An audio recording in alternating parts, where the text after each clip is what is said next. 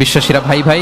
এই ভ্রাতৃত্বের বন্ধনে যদি কখনো বোঝাপড়ায় ঝামেলা হয়, বিরোধ হয়, বিবাদ হয়, আপোষে মীমাংসা করে দিও, মিলে যেও। আর ওয়াত্তাকুল্লাহ, আল্লাহকে ভয় করো, লাআল্লাকুম তুরহামুন, তাহলে তোমরা অনুগ্রহ প্রাপ্ত হবে। এই আয়াতটাকে ঘিরে কিছু বার্তা আজকে এই ক্যাপটাউনের এই প্রোগ্রামে আমি শেয়ার করবো ইনশাআল্লাহ।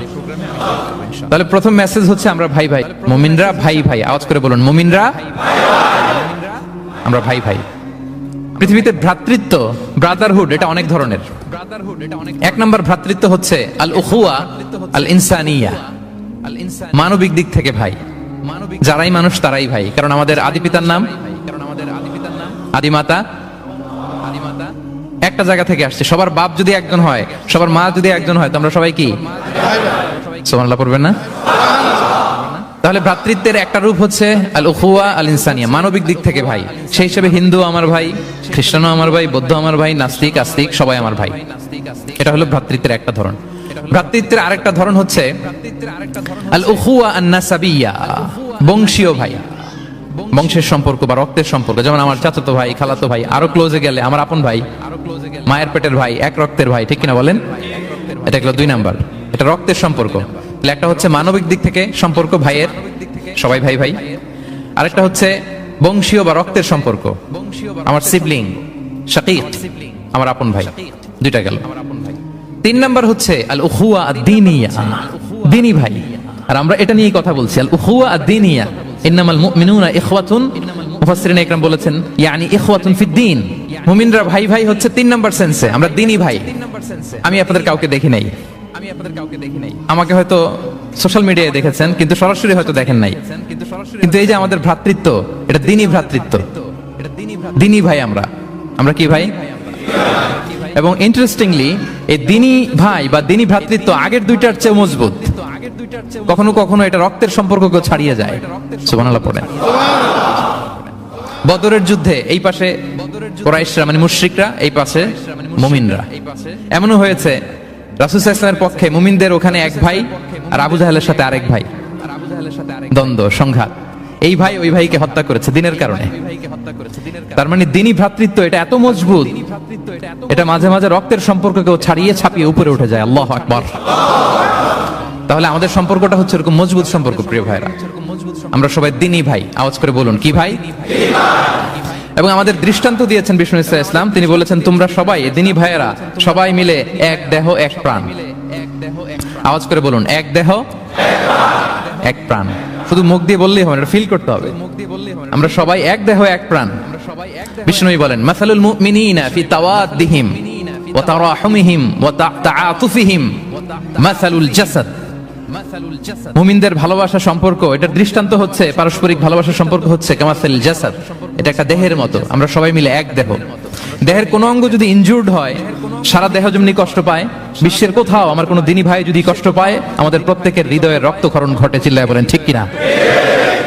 আপনার পা কেটে গেছে, এখন আমরা কি এরকম ভাবি যে পা গেছে তো কি হয়েছে, পাই না, কষ্ট পাবে, সারা দেহ তো ওকে। ব্যাপারটা কেমন? দেখবেন পা কেটে গেলে রাতে ঘুম আসে না, ওটার ব্যথায় জ্বর চলে আসে, এরকম আসে না? নাই? এই জন্য বিষ্ণু ইসলাম বলেছেন মাসালুল জাসাদ, একটা দেহ, দেহের এক অঙ্গ ইনজুর্ড হলে যেমনি সারা দেহ কষ্ট পায়, পুরো দেহটা রাত জেগে থাকে, জ্বর এসে যায়, তেমনি গোটা বিশ্বের কোন প্রান্তে, কোন জনপদে, কোন এলাকায় কোন মুসলিম ভাইয়ের যদি কষ্ট হয়, সেটা আমাদের হৃদয়ে যেয়ে লাগে। ঠিক কিনা বলেন? ফিলিস্তিনের ভাইয়েরা যদি কাঁদে, আমাদের ভালো লাগে? কাশ্মীরের ভাইরা যখন গৃহহীন হয়, আমরা এটা সহ্য করতে পারি? মিয়ানমারে আমার মুসলিম ভাইরা যখন নির্যাতিত হয়, আমরা কি এটা মেনে নেই? কারণ এক দেহ এক প্রাণ।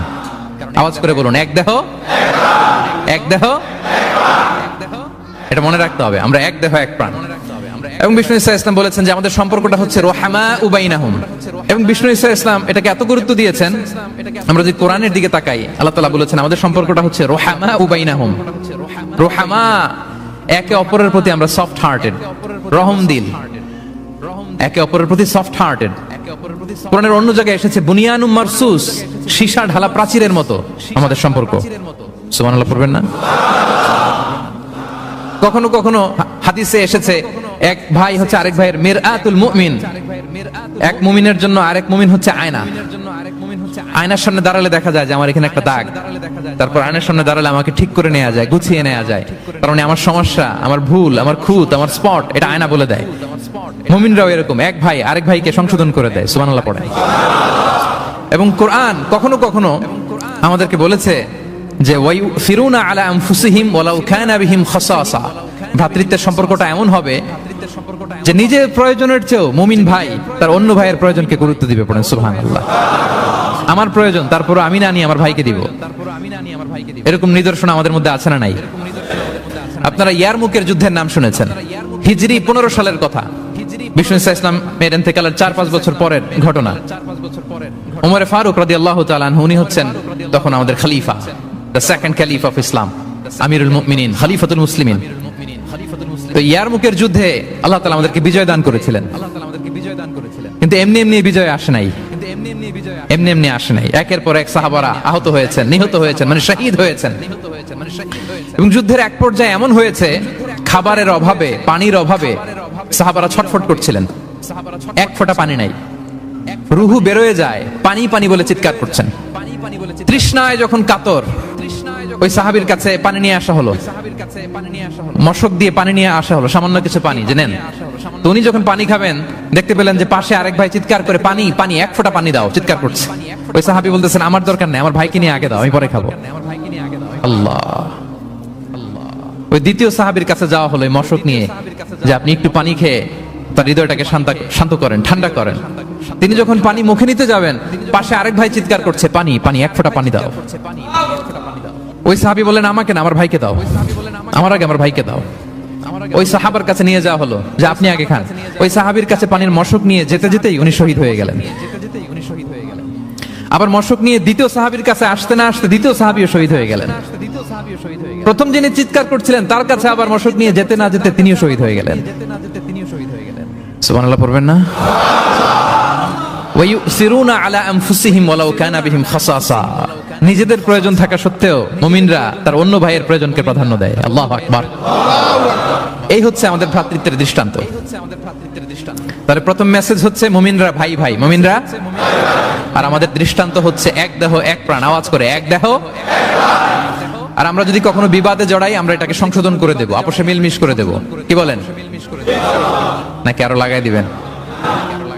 ঝগড়া লাগছে আরেকটু লাগাই দেই? হ্যাঁ, আচ্ছা বলেন তো, আগুন লাগলে আপনারা কি দিয়ে নিভান? ওইখানে যদি কেউ তেল ঢেলে দেয়, এই কাজ করবেন? মিলিয়ে দিব আমরা, পারা যাবে তো? প্রিয় ভাইয়েরা, ইউনিটির কোনো বিকল্প নাই, সংঘবদ্ধ থাকার বিকল্প নাই, সুসম্পর্কের কোনো বিকল্প নাই। আজকে যদি আপনি সমাজের দিকে তাকান, দেখবেন আমাদের সম্পর্কগুলো নষ্ট হয়ে যাচ্ছে পারস্পরিক। বাবার সাথে ছেলে সম্পর্ক ভালো না, বৌমার সাথে শাশুড়ির সম্পর্ক ভালো না, ভাইয়ের সাথে ভাইয়ের সম্পর্ক ভালো না, মামাকে দেখলে ভাগিনা সালাম দেয় না, আছে না নাই? চাচার সাথে ভাতিজার সম্পর্ক ভালো না, স্ত্রীর সাথে স্বামীর সম্পর্ক ভালো না। কত রিপোর্ট যে আমাদের কাছে আসে। নেতার সাথে কর্মীর সম্পর্ক ভালো না, এরকম আছে না নাই?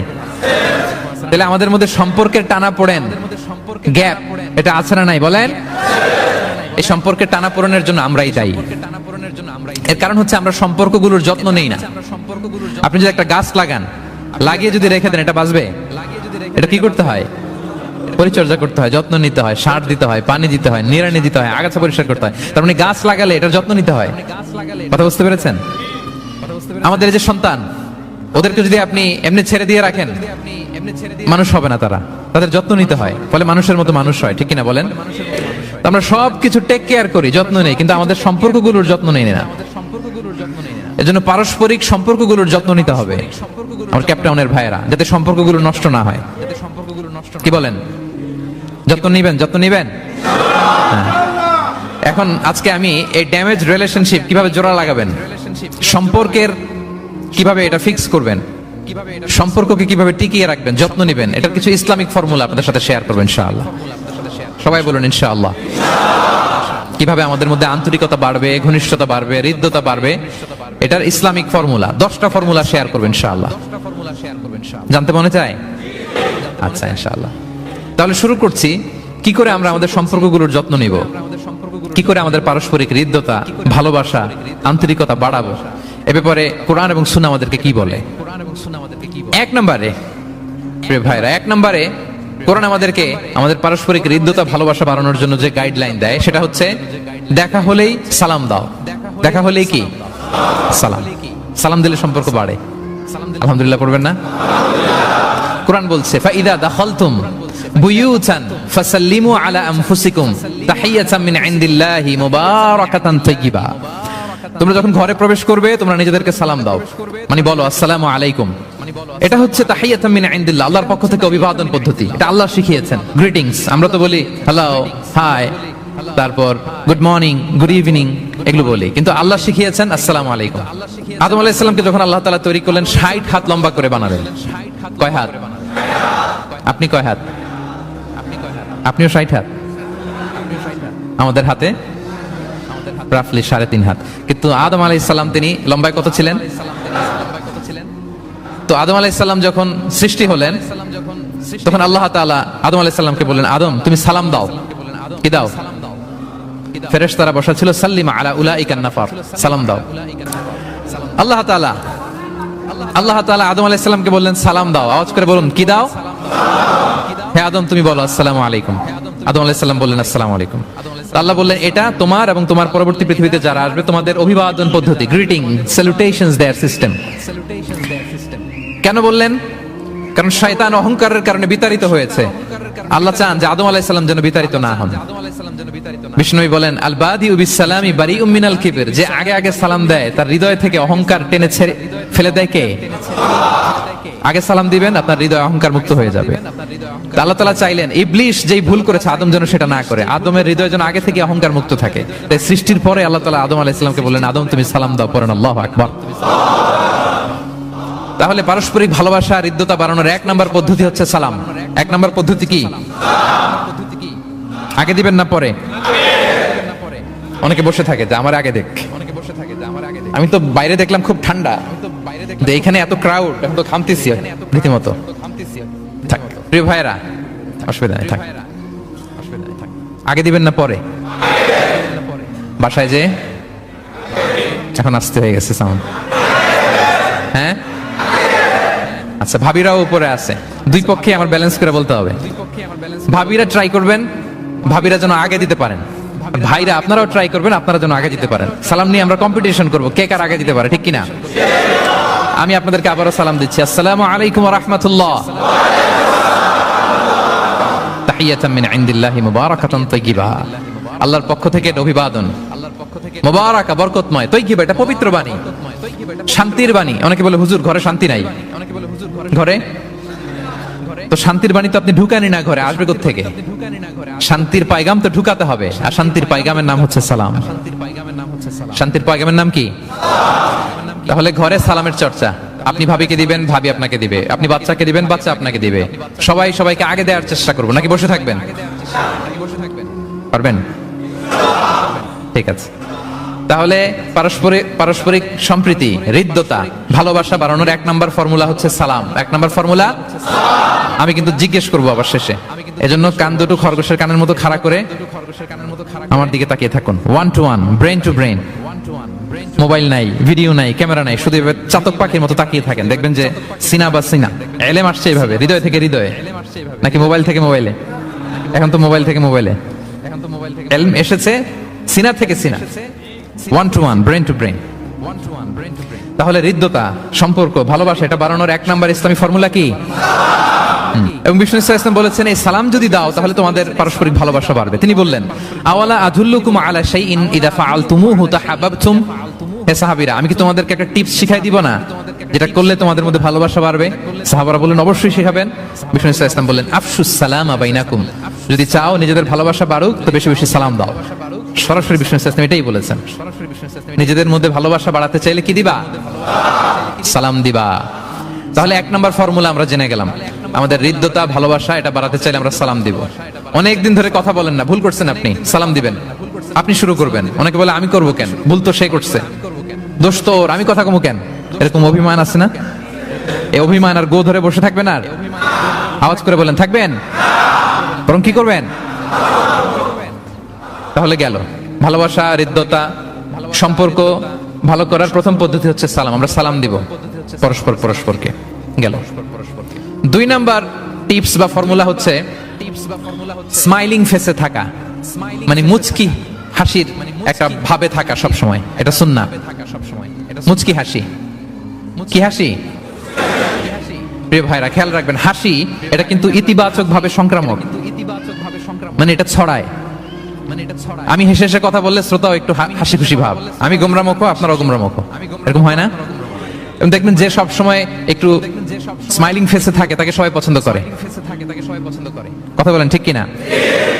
হাসি এটা পজিটিভলি সংক্রামিত হয়, ছড়ায়, অন্যকে প্রভাবিত করে, এবং মানসিক স্বাস্থ্যের সাথে হাসির সম্পর্ক আছে। যারা গোমরামুখ থাকে এরা অসুস্থ থাকে বেশি, আর যারা হাসি খুশি থাকে এরা সুস্থ থাকে বেশি। এজন্য হাসবেন তো, নাকি চেহারা গোমরা করে রাখবেন? দেখছেন সবার মধ্যে একটা হাসি হাসি ভাব চলে আসছে, আলহামদুলিল্লাহ বলেন। তাহলে পারস্পরিক সম্প্রীতি ভালোবাসা বাড়ানোর পদ্ধতি হচ্ছে কারোর সাথে কথা বললে, দেখা হলে আমরা একটা স্মাইলিং ফেসে থাকবো, মুচকি হাসি। হাসি তিন ধরনের আমার ক্যাপ্টেনের ভাইরা। কয় ধরনের? একটা হচ্ছে কাহকাহা, অট্ট হাসি, এটা জায়েজ নাই। এই যে আমরা ছোটবেলায় আলিফ লালার মধ্যে আলিফ লালার দত্ত হা হা হা হা করে একটা হাসি দিত না? এই হা হা হা করে এই হাসি দেয়া যাবে, নিষেধ। উদাহরণ দেওয়ার জন্য আমি বললাম আর কি। আচ্ছা, আরেকটা হচ্ছে আদ-দেহেক। আদ-দেহেক মানে স্বাভাবিক হাসি, একটু দাঁত দেখা যায়, এটা জায়েজ, এটা দেয়া যাবে। সবচেয়ে ভালো এন্ড রেকমেন্ডেড এন্ড সুন্নাহ হচ্ছে তাবাসসুম, মুচকি হাসি। আল্লাহু আকবার। বিষ্ণু ইসলামের চেহারা মোবারকের মধ্যে সব সময় মুচকি হাসির একটা রেশ ওনার ঠোঁটে লেগেই থাকতো। সাহাবী আব্দুল্লাহ ইবনে হারিস রাদিয়াল্লাহু তাআলা আনহু বর্ণনা করেন, তিনি বলেন, মা রাআইতু আহাদান আকসারা তাবাসসুমান মিন রাসূলিল্লাহি সাল্লাল্লাহু আলাইহি ওয়াসাল্লাম। তিনি বলেন, আমি আমার জীবদ্দশায়, আমার জীবনে রাসূল সাল্লাল্লাহু আলাইহি ওয়াসাল্লামের চেয়ে বেশি কাউকে মুচকি হাসি অবস্থায় থাকতে দেখি নাই। সব সময় মুচকি হাসি, একটা স্মাইলিং ফেস থাকবেন, নাকি গোমরা মুখ থাকবেন? হ্যাঁ, কি করবেন? মুচকি হাসি। এবং আপনি আপনার ভাইয়ের দিকে তাকিয়ে মুচকি হাসি যদি দেন, বিষ্ণু সাল্লাল্লাহু আলাইহি ওয়াসাল্লাম বলেন, তাবাসসুমুকা ফি ওয়াজহি আখিকা সাদাকা, your smile to your brother it's a charity. তুমি তোমার ভাইয়ের দিকে তাকিয়ে যে মুচকি হাসি দাও, এটা দিলেও সাদাকার সওয়াব হয়ে যায়। আপনি দিলেন হাসি, আমল নামায় যুক্ত হলো কি?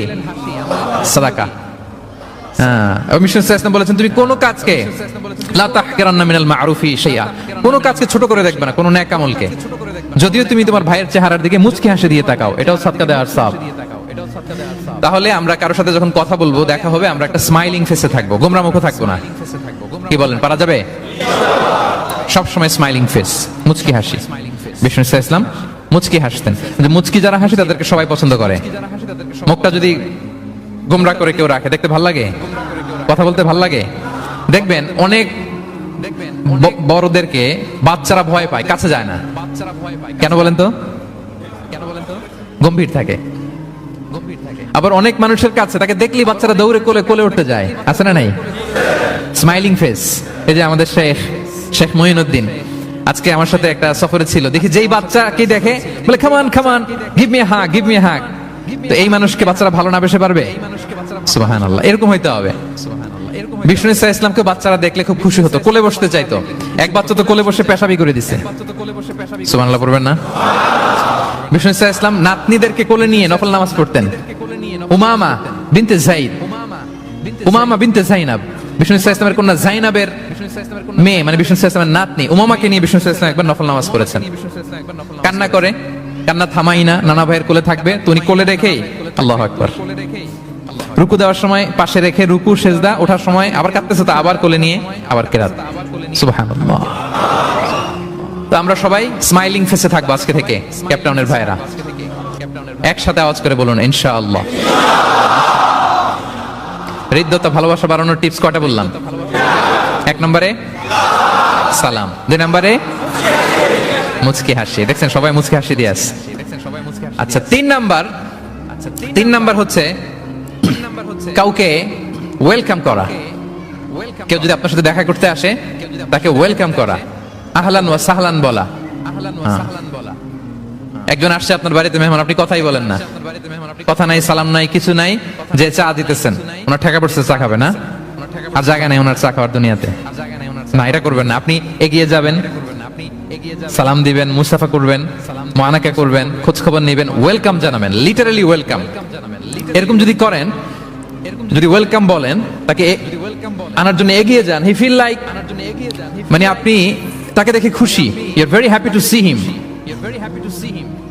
and you love his presence here.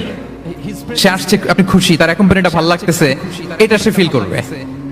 এজন্য কেউ আসলে, আপনার ওয়ার্ক প্লেসে যদি আসে, আপনার বাসায় যদি আসে, আপনার সাথে দেখা করতে যদি আসে, আপনি এগিয়ে তাকে সালাম দিয়ে ওয়েলকাম করবেন। কি করবেন? পারা যাবে? বিষ্ণু ইসলাম লিটারালি এই ওয়েলকাম শব্দটা ব্যবহার করতেন, এজন্য আমি চুজ করেছি, পিক করেছি ওয়েলকাম। তিনি বলতেন মারহাবান, মারহাবান। আরবিতে কি বলতেন? মারহাবান। আমরা যে বলি বাংলায় আহলান ওয়া সাহলান ওয়া মারহাবান, এই বিষ্ণু ইসলাম লিটারালি মারহাবান শব্দটা ব্যবহার করতেন। এগুলোকে কার্টিসি বলে। এগুলোকে কি বলে? Social manner, কার্টিসি। দেখেন বিষ্ণু ইসলাম আমাদেরকে কিভাবে কার্টিসি শেখায়, কিভাবে সোশ্যাল ম্যানার শেখায় আমাদেরকে। বিষ্ণু ইসলাম সরাসরি মারহাবান বলতেন, স্বাগতম জানাতেন, যাতে করে ওই লোকটা ভালো ফিল করে, সে বোঝে যে তাকে দেখে আপনি হ্যাপি। বলেন তো রাসূল সাল্লাল্লাহু আলাইহি ওয়াসাল্লামের সময়কালে ইসলামের সবচেয়ে বড় শত্রু কে ছিল? আবু জাহেল। তার ছেলের নাম কি কেউ বলতে পারেন? ইকরামা। ইকরামা অনেক যুদ্ধে মুসলমানদের বিরুদ্ধে ছিল, মক্কা বিজয় পর্যন্ত ইসলাম ধর্ম গ্রহণ করে নাই, অনেক সাহাবাকে হত্যা করেছে। রাসূল সাল্লাল্লাহু আলাইহি ওয়াসাল্লাম যখন মক্কা বিজয় করলেন, সে ভাবলো এবার তো আমার খবর আছে, সে পালালো। পালাতে পালাতে ইয়ামান চলে গেছে। তখন এক মহিলা সাহাবী রাসূল সাল্লাল্লাহু আলাইহি ওয়াসাল্লামকে বললেন, ইয়া রাসূলুল্লাহ, আপনি যদি আমাকে অনুমতি দেন, আমি ইকরামাকে খুঁজে বের করব, আপনার কাছে নিয়ে আসবো। রাসূল সাল্লাল্লাহু আলাইহি ওয়াসাল্লাম বললেন, যাও, ইকরামাকে আমি আমান দিলাম, সিকিউরিটি দিলাম। এই মহিলা সাহাবী যে খুঁজে নিয়ে আসলো, ইকরামাকে কনভিন্স করলো। ইকরামা লজ্জিত হয়ে বিষ্ণু সাল্লাল্লাহু আলাইহি ওয়াসাল্লামের কাছে আসলো। কত বড় শত্রু! বিষ্ণু সাল্লাল্লাহু আলাইহি ওয়াসাল্লামের অনেক আত্মীয়কে হত্যা করেছে, সাহাবাদেরকে শহীদ করে দিয়েছে, আবু জাহেলের সন্তান।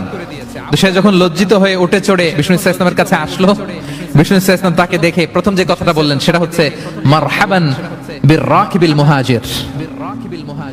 মারহাবান বির-রাকিবিল মুহাজির মানে welcome to the riding migrant. সুবহানাল্লাহ।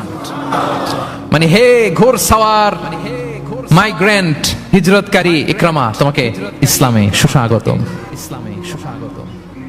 লিটারালি এই শব্দটা ব্যবহার করেছেন, মারহাবান। তাহলে বলেন তো সে আশ্বস্ত হয়েছে না? শত্রু যদি আমান দেয়, এই দেশে ওই দেশ যুদ্ধ, ওই দেশ যদি বলে তোমার আমি মারবো না, আসো আমার এলাকায়, আমি যদি ঢুকি, আমার একটা ভয় থাকবে না? বিচ্যুত করতে পারে, কি বলেন? বিষ্ণু ইসলাম দেখা মাত্রই বললেন মারহাবান বির-রাকিবিল মুহাজির, welcome to the riding migrant. সুবহানাল্লাহ। ওইখানেই দাঁড়িয়ে ইকরামা বলল, আশহাদু আল্লা ইলাহা ইল্লাল্লাহ ওয়া আশহাদু আন্না মুহাম্মাদুর রাসূলুল্লাহ। শাহাদা পড়ে মুসলমান হয়ে গেল। তাহলে কারোর সাথে দেখা হলে তাকে ওয়েলকাম করতে হবে। আপনার মনে হতে পারে বিশেষ কারণে তাকে মারহাবান বলছে, এমনি হয়তো বিষ্ণু ইসলাম বলতো না ঘরে বাইরে, না, ইভেন ঘরে কাছের মানুষদেরকে তিনি মারহাবা বলতেন। ইভেন ওনার মেয়ে ফাতেমা রাদিয়াল্লাহু তাআলা আনহা, নিজের মেয়ে, এর মারহাবা বলা দরকার আছে? ফাতেমা আসলে বলতো মারহাবা। সুবহানাল্লাহ নাই? আম্মা জান আয়েশা রাদিয়াল্লাহু তাআলা আনহা বর্ণনা করেন যে একবার আমাদের বাসায় ফাতেমা আসলো, নবীর মেয়ে, আর ফাতেমার হাঁটাটা ছিল নবীর হাঁটার মতো। আমি হাদিস বলে আবার বাংলা বেশি বললে সময় লেগে যাবে। ফাতেমার হাঁটা ছিল নবীর হাঁটার মতো। ফাতেমা যখন আসলো, ফাতেমাকে দেখে বিষ্ণু ইসলাম বললেন মারহাবান বিবনাতি, মারহাবান বিবনাতি, ওয়েলকাম টু মাই ডটার। হে আমার কন্যা ফাতেমা, তোমাকে ওয়েলকাম। আপনি আপনার মেয়েকে দেখে বলছেন কখনো? আপনার ছেলেকে বলেন, আপনার ওয়াইফকে বলেন মারহাবান, ওয়েলকাম, স্বাগতম। এমন হয় না যে আপনি রয়ে গেছেন কেপটাউনে, ভাবি বেড়াতে গেছে দেশে 2 মাসের জন্য, এরপর ভাবি আসলো, আপনি এয়ারপোর্টে ফুল নিয়ে দাঁড়িয়ে রইলেন, দেখা মাত্র কি বলবেন? Welcome to Cape Town. কি পারবেন না? ভাবিরা কিন্তু উপরতলায় বড্ড খুশি হয়ে যাচ্ছে, বলবেন। আবার ভাবিরাও অনেকদিন পরে আপনার হাজবেন্ডকে যখন পাবেন, আসবে, বলবেন ওয়েলকাম, তোমাকে সুস্বাগতম। পারা যাবে? রাসূল সাল্লাল্লাহু আলাইহি ওয়াসাল্লামের চাচাতো বোন, নাম উম্মে হানি, আবু তালেবের কন্যা। বিদায় মক্কা বিজয়ের সময় রাসূল সাল্লাল্লাহু আলাইহি ওয়াসাল্লাম মক্কায় গোসল করতেছিলেন এক বাসায়। ফাতেমা রাদিয়াল্লাহু তাআলা আনহা একটা পর্দা টেনে দিলেন, উনি পানি ঢালতেছেন, গোসল করেন। হঠাৎ কে যেন ঘরে ঢুকলো। বিষ্ণু সাল্লাল্লাহু আলাইহি ওয়াসাল্লাম বললেন কে? ওনার কাজিন চাচাতো বোন উম্মে হানি বললেন আমি উম্মে হানি। বিষ্ণু সাল্লাল্লাহু আলাইহি ওয়াসাল্লাম পর্দার এপাশ থেকে গোসল করতেছে, উনি বলতেছেন মারহাবান বি Umme Hani, welcome, welcome Umme Hani to my house. আল্লাহু আকবার। এবং ফরেন যত ডেলিগেশন আসতো, বিদেশি প্রতিনিধি, তাদের প্রত্যেককে বিষ্ণু সাল্লাল্লাহু আলাইহি ওয়াসাল্লাম বলতেন মারহাবান বিল কওম ও মারহাবান বিল ওয়াফদি গায়রা খাজায়া ওয়ালা নাদামা। যত ডেলিগেশন আসতো এদের বলতেন welcome, welcome to Medina city, আসেন, ওয়েলকাম। তাহলে প্রিয় ভাইরা, আমাদের পারস্পরিক সম্পর্ক, হৃদ্যতা, ভালোবাসা বাড়ানোর 3 নম্বর ফর্মুলা হচ্ছে, কেউ আমার বাসায় আসলে, কেউ আমার অফিসে আসলে, কেউ আমার সাথে দেখা করতে আসলে আমি তাকে ওয়েলকাম করব। কি করব? মনে থাকবে তো? কয়টা গেল? 1 নাম্বার কি ছিল?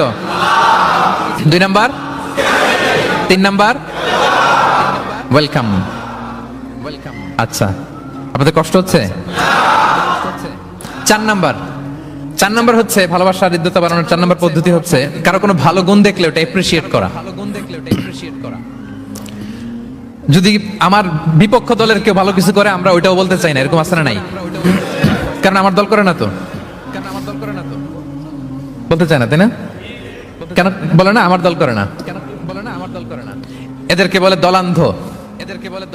ভালো একটা কাজ করছে আমার মতের না, মতান্ধ, এটা এপ্রিশিয়েট করে না। এটা ভুল, এটা আপনি সুন্নাহ ব্রেক করছেন। সুন্নাহ হচ্ছে যে দলের হোক, যে মতের হোক, এমনকি ভিন্ন ধর্মী হোক, ভালো করলে এটা ক্রেডিট দিতে হবে, ভালো করলে এপ্রিশিয়েট করতে হবে, কমপ্লিমেন্ট দিতে হবে। আমরা অন্যের ভালো কাজের স্বীকৃতি দিতে চাই না, কার্পণ্য করি, ক্রেডিট দিতে চাই না, প্রশংসা করি না। আমরা গুণমুগ্ধ হই কিন্তু গুণগ্রাহী হতে চাই না। কারো একটা ভালো গুণ দেখে আমি ভিতরে ভিতরে এত সুন্দর কিন্তু বলি না, প্রকাশ করি না, এটা ঠিক না। সুন্নাহ হচ্ছে কারো ভালো কোনো গুণ দেখলে এটা প্রকাশ করা, এপ্রিশিয়েট করা। কি করা? এপ্রিশিয়েট করা। কারো ভালো গুণ দেখলে এপ্রিশিয়েট করবেন যাতে সে উৎসাহিত হয়। বিষ্ণু সাল্লাল্লাহু আলাইহি ওয়াসাল্লাম করতেন।